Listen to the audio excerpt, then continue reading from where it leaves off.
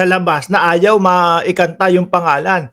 Kayo kung ano-ano sinasabi nyo, kung ano-ano iniisip nyo kapag ka nababanggit ko si Jinggoy. Maipatira, maipatira. Wet packs agad yung binabanggit nyo dyan. No, sabi ni tignan mo si Mentol. Baka ma-bottom. Ha. Tingnan nyo talaga ang mga isip nyo. Hospital arrest. Nagagawa kami ng sarili namin high quality jail cell dito na may hospital facilities. So, ito na pinapakita namin na handa na kami. Again, kailangan ko sa hindi ko pinapangunahan ng Sandigan Bayan. Ito lang ay pinapakita ko paghahanda ng DGNP para sa nararating mga indictments sa flood system. Tignan mo, flood control sa wet packs. Be like water. Sabi ni pabor kay Jinggoy. Pagka talaga napag-uusapan natin si Jinggoy, kayo talaga kung ano-ano mga kinokomento nyo dyan. Nandiyan si Sir Miko Boys nagpadala ng kanyang super sticker. Maraming salamat po, Sir. Yan filtered pa yung inyong mga tubig. Ano sarili tubig? Ito yung water purification system ng buong system. Baka sakitan ho daw ng sikmura yung mga magnanakaw No? Kaya kailangan malinis yung kanilang tubig doon.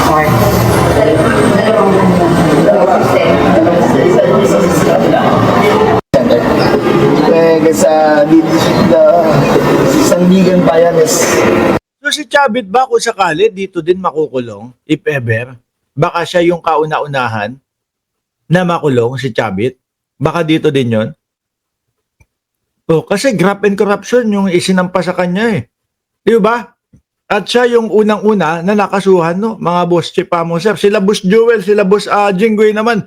Wala pa Investigasyon pa din Mga 10 kilometro na wala dito. So ito lang pinakamalapit. How many are you expecting this year? Napakaraming marami tayo. Ang hula ko lang ay lalagpas 200 dahil sa darating. So hula lang yan So based Lalagpas ng ano ba hula? Ito, sabi ng kapatid mo. Wait lang, ipakita ko sa iyo. Ilan daw ang posible na politician na mapasok sa conflict of interest? Grabe 60 to 70 daw mga boss Chipamo, sir. Naku, baka naunguna dyan si Bungo. Di ba? Baka unang-una dyan si Bungo. Ngayon, ang problema ni Bungo, kung sakali na umusad yung ikakaso ni dating Senador Trillanes kay Bungo, mga kababayan, hindi malaman kung saan papasok. Ano ba? Sa ICC ba ako? O dito sa Pilipinas?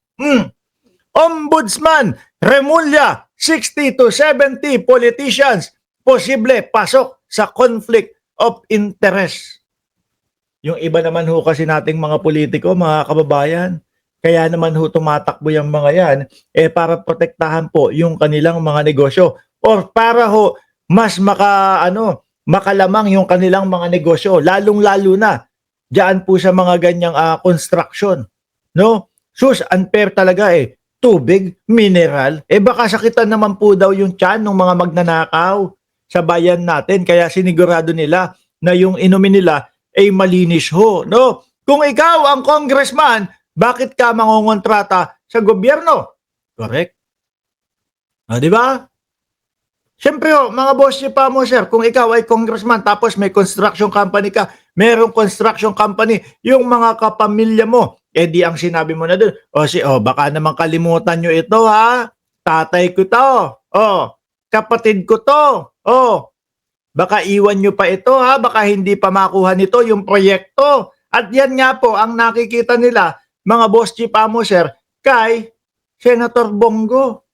Dahil 90% daw di umano yung nakopo o yung nakuha na proyekto ng pamilya ni Bongo. Di ba? Yan po, ang tinitingnan dyan, conflict of interest mga kababayan.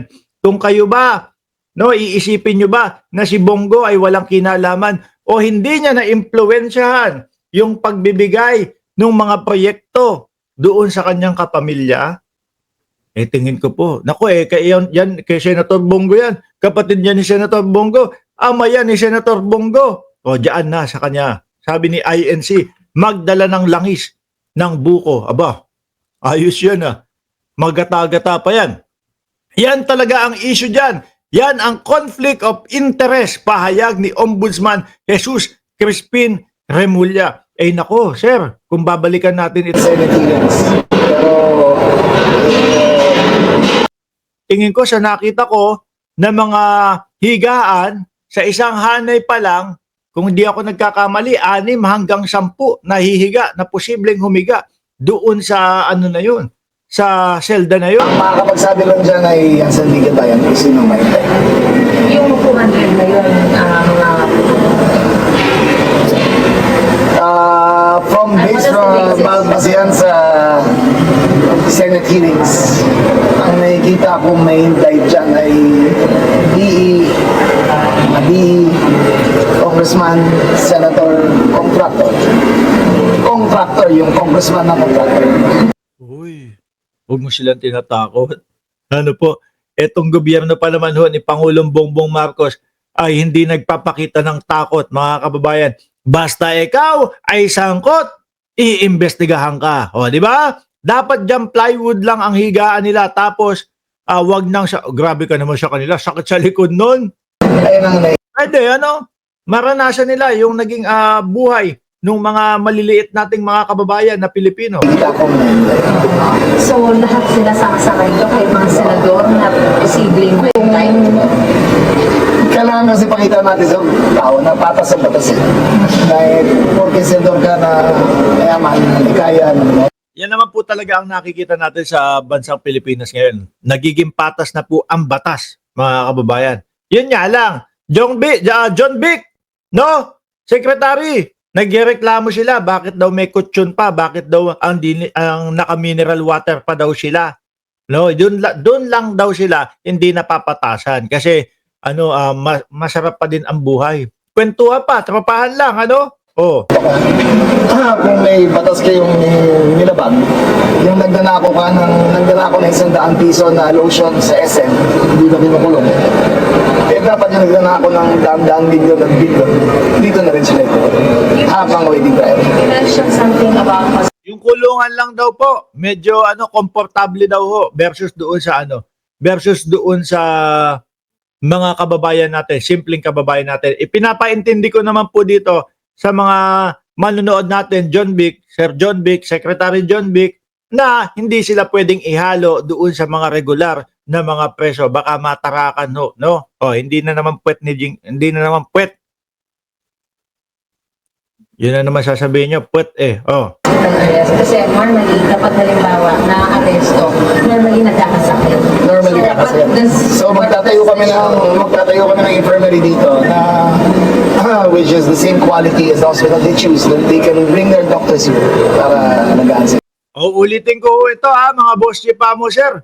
Yung sabi ho ng kapatid ni John Vic Remulla na si Ombudsman Remulla, mga 60 to 70 politicians pwedeng pasok sa conflict of interest. Punong-puno ho siguro ito. No? Punong-puno ho siguro ng mga high-profile inmates itong mga kababayan. Ang dami eh.